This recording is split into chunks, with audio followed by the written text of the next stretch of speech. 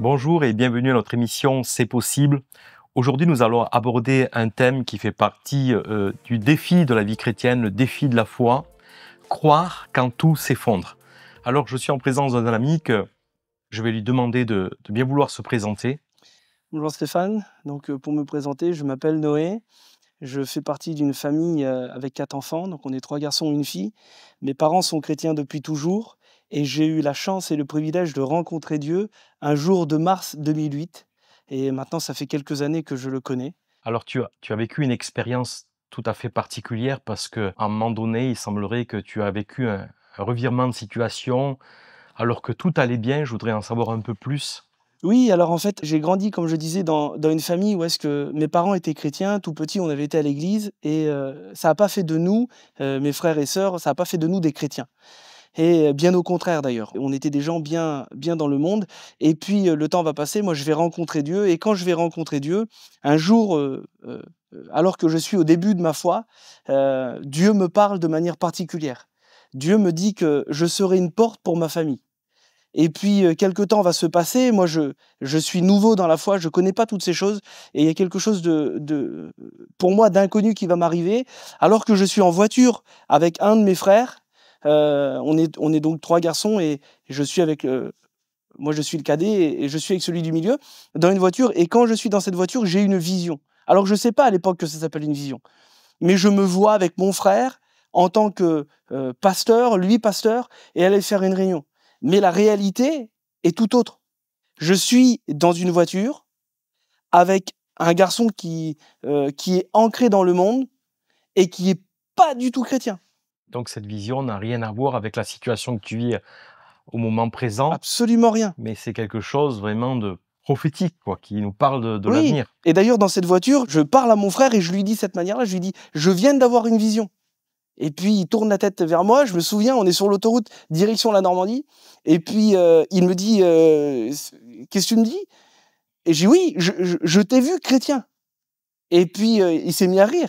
Impossible, impossible et puis, le temps va passer, ça c'est en 2009 et puis, en 2010, fin 2010, début 2011, il vient vers moi pour me demander de l'aide. Et puis, moi, je suis très proche de lui, on a 6 ans d'écart, c'est un peu mon modèle et puis il vient vers moi et il me pose cette question-là, il me dit: «Mon frère, j'ai besoin d'aide» et puis je lui dis: «Bah oui, moi je suis complètement ignorant de tout ça» et puis, il me dit: «Mon frère, je suis tombé dans la drogue» et pour moi, tomber dans la drogue, c'est une fatalité, enfin, c'est simple, bon, bah, c'est pas grave, si tu es tombé, tu vas te relever, quoi. Pour moi, j'ai pas de notion de l'importance de ce qu'il est en train de me dire. Je suis sur mon petit nuage, pour moi, tout va aller bien, tout est beau, tout est rose. Sauf qu'il est en train de m'expliquer qu'il peut pas s'en sortir, il peut pas se libérer, il est tombé dans la drogue et ça va s'en suivre. Il m'avait fait faire des promesses comme quoi que je ne le dirai à personne et il va s'en suivre une année de destruction. En fait, la situation, elle va s'aggraver à partir de la vision. Au moment où tu as reçu la vision, ton frère, c'est quelqu'un de commun, avec une vie, même s'il n'est pas chrétien, il n'est pas dans la dépravation, il a une vie tout à fait normale. Ah oui, pas du tout, il Mais est, à partir de cette vision, il semblerait que les choses vont se dégrader complètement. ah oui, une catastrophe en fait, comme il me dit ça, moi je suis dans la voiture et en fait, simplement il est pas chrétien, il croit pas forcément en Dieu ou il a sa croyance à sa façon, mais c'est un garçon qui sort, qui boit, qui mène sa petite vie, tranquille. Il est marié, il est père de famille, il est rangé, il a ses affaires, il a son compte, tout va bien. Ah oui, j'imagine un peu la difficulté parce que on arrive à croire des possibilités qui sont quand même, très proches de la réalité. Disons, on peut croire sur une certaine limite. Alors, à la limite, tu as cru que par rapport à la vision, ton frère peut devenir chrétien, mais quand tu vois les choses s'aggraver, il semblerait que la difficulté soit encore plus grande par rapport à cette vision. Et oui, parce que quand il vient me demander de l'aide, il me fait faire des promesses, de frères, hein, qu'on peut connaître que comme c'est entre frères, ce genre de promesses, de jamais le dire à personne. Et en fait, moi, je suis tenu par ma parole parce qu'on essaie de garder, cette parole même que tout va mal. Et en fait, pendant une année, les gens autour de moi, ma famille, me disent: «Mais tu as vu comment il est étrange? Il se comporte de manière bizarre» et cetera. Et moi, je le sais, ma femme est au courant, on prie pour lui, on a toujours cette foi parce que je crois que Dieu va pouvoir le bénir et en fait, il va se passer 1 an, voire un peu plus, où est-ce qu'il va perdre de kilo en kilo, peut-être une vingtaine de kilos en une année et puis, arriver au moment où est-ce que l'histoire va éclater, un moment où il va faire une crise de délirium presque, et il va avouer à sa femme et à toute la famille qu'il se drogue, et à ce moment-là, il prend 5 à 6 grammes de cocaïne par jour. Oui, là, il est vraiment dans le gouffre Il est complètement dans le gouffre. total, quoi. Je veux dire, c'est vraiment le Et puis dans la continuité de ce qui va se passer de destruction, dans son couple, ça devient du n'importe quoi, et puis plus rien ne va. Dans ses affaires, dans son commerce, ça ne va plus. Il vend sa voiture, il délapide l'argent de sa voiture dans des jeux, et puis il est dans un état qui est, j'ai envie de dire, je vais dire le mot, il est dans un état catastrophique. On ne peut plus rien faire.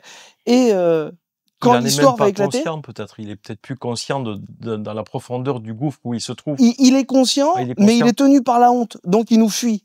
Et moi, Même il y a une question que je voudrais te poser par rapport à ça. Est-ce que, tu as gardé en vue, la vision ou est-ce qu'à ce moment-là, ça s'était échappé complètement, non, j'ai toujours eu, au fond de moi, la une conviction profonde que rien d'autre que Jésus pouvait le sortir de cette situation.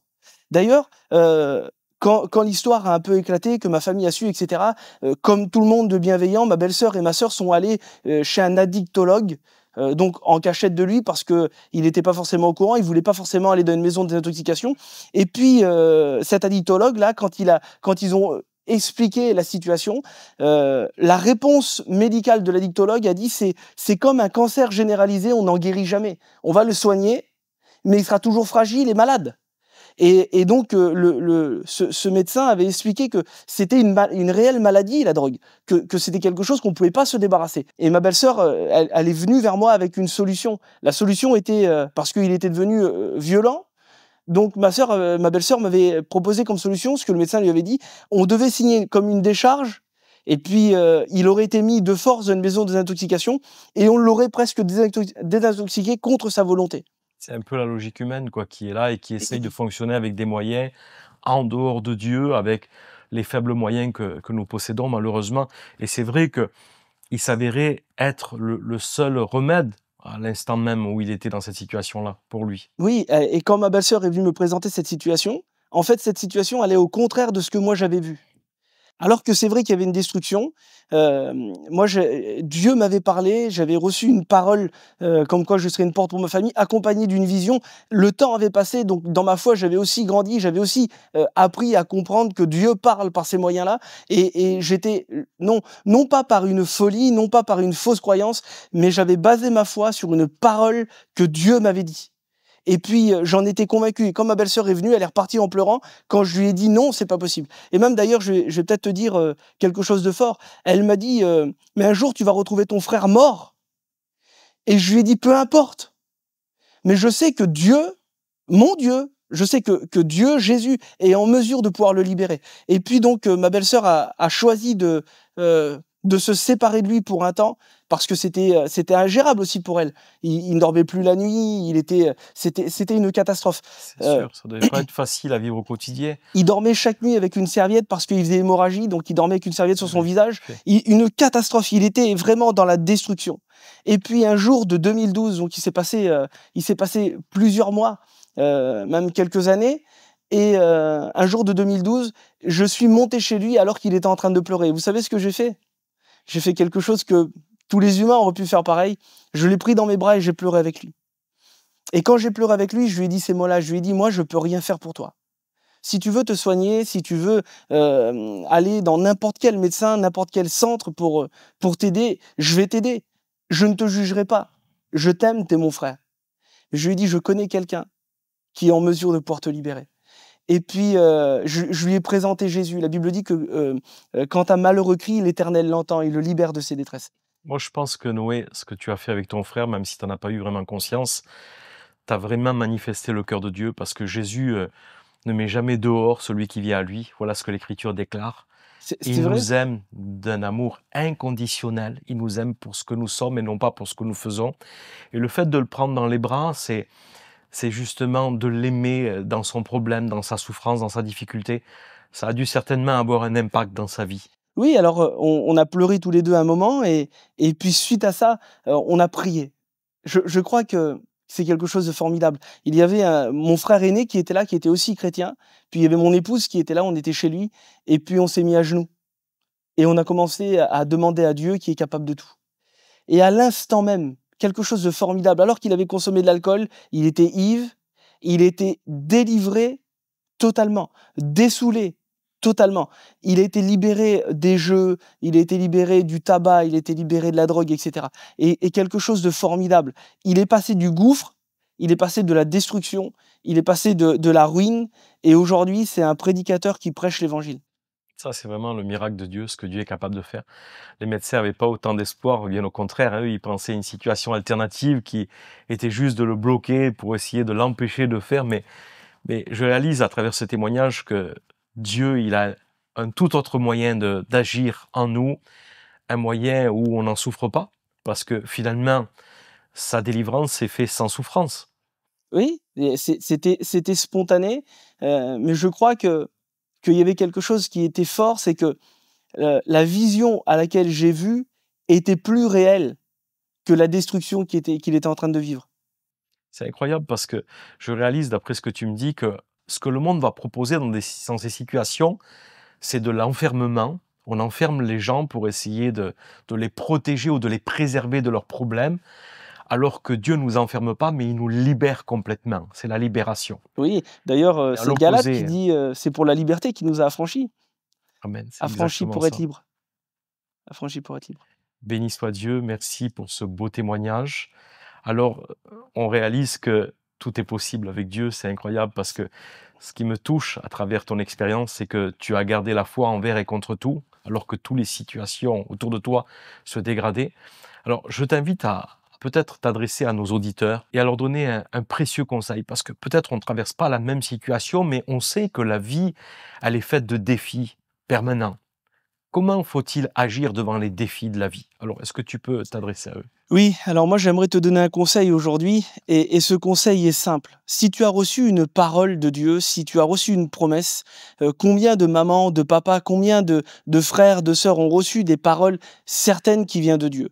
Déjà, assure-toi que cette parole que tu as reçue, elle vient bien de Dieu. Et quand tu as reçu cette parole qui vient de Dieu et que tu en as la ferme assurance que ça vient de la parole et que Dieu t'a parlé et que c'est bien à toi que cette parole était destinée, alors à ce moment-là, mets ta foi envers et contre tous. Peu importe ce que les gens vont dire, peu importe ce que ta famille va dire, si Dieu t'a parlé, écoute, ne te tais pas. C'est pas ce que tu vas voir de tes yeux qui va déterminer où est-ce que tu vas.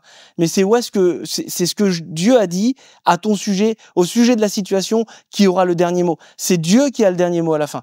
Reste béni. Merci Noé, merci pour ce précieux témoignage. Je voudrais vous faire prendre conscience que Dieu sera toujours un secours et un refuge dans notre détresse, un refuge qui ne faillira jamais. Alors ça vaut la peine. Bien entendu, le monde va venir avec d'autres alternatives pour vous proposer des situations de recours, mais ce n'est jamais fiable. Le seul secours fiable peut nous venir de l'Éternel. Alors demeurez bénis et à très bientôt pour une prochaine émission. C'est possible.